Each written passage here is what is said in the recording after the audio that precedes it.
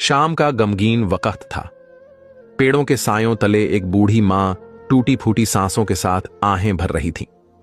उसकी एक आंख नहीं थी और दूसरी से भी बस धुंधला धुंधला सा नजारा आता था। वो मां जिसने अपने बेटे को पाल पोस कर जवान किया, आज उसी बेटे की बेरुखी ने उसे दरबदर की ठोकरें खाने पर मजबूर कर दिया। जिस बेटे को उसने अपने खून और पसीने से पाला, वही आज उसकी जन्नत उजाड़ चुका था। मजबूरन वो बूढ़ी मां एक दरख्त के नीचे सहमी बैठी थी। हाथ में दूध की छोटी सी बोतल थी जो कोई राहगीर मुसाफिर तरस खाकर दे गया था। भूख से बेहाल जैसे ही उसने ढक्कन खोलकर घूंट भरने की कोशिश की, अचानक झाड़ियों से साएं साएं की आवाज आई। उसका दिल दहल उठा, आंखें फैल गईं। देखा, एक सांप लहूलुहान जख्मों से चूर उसकी तरफ रेंग रहा था। पीछे पीछे एक योगी सपेरा बीन बजाते हुए उसका पीछा कर रहा था।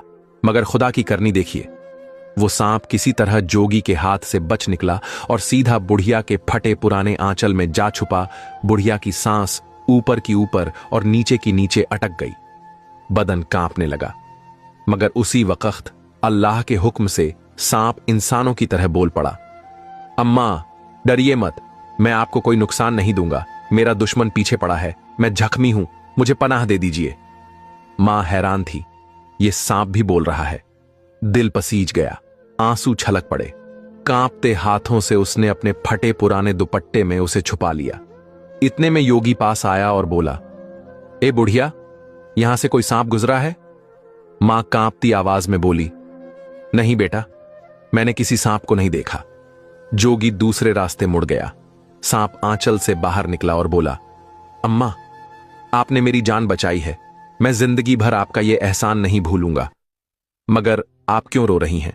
मुझे बताइए, मैं आपकी क्या मदद कर सकता हूं? यह सुनते ही बुढ़िया की आंखों से अश्कों का दरिया बह निकला। उसने दर्द भरी आवाज में कहा, बेटा, अगर सुनना चाहते हो तो दिल मजबूत कर लो, मेरी कहानी बहुत दर्दनाक है। उसने कांपते लफ्जों में अपना गम बयान करना शुरू किया। मेरे पेट में बच्चा था कि मेरा शौहर इस दुनिया से चला गया। ससुराल वालों ने धक्के मारकर मुझे घर से निकाल दिया कि कहीं हिस्से में से उनका माल न बढ़ जाए। तन्हाई और मजबूरी में मैं दर बदर भटकती रही। फिर गांव के एक रईस ने रहम खाकर मुझे अपने घर काम पर रख लिया और सर छुपाने को मिट्टी का एक छोटा सा मकान दे दिया।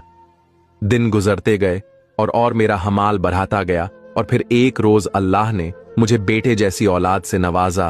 वो मेरा दिल का टुकड़ा, मेरी आंख का तारा था। उसी के सहारे मैं दोबारा जी उठी थी।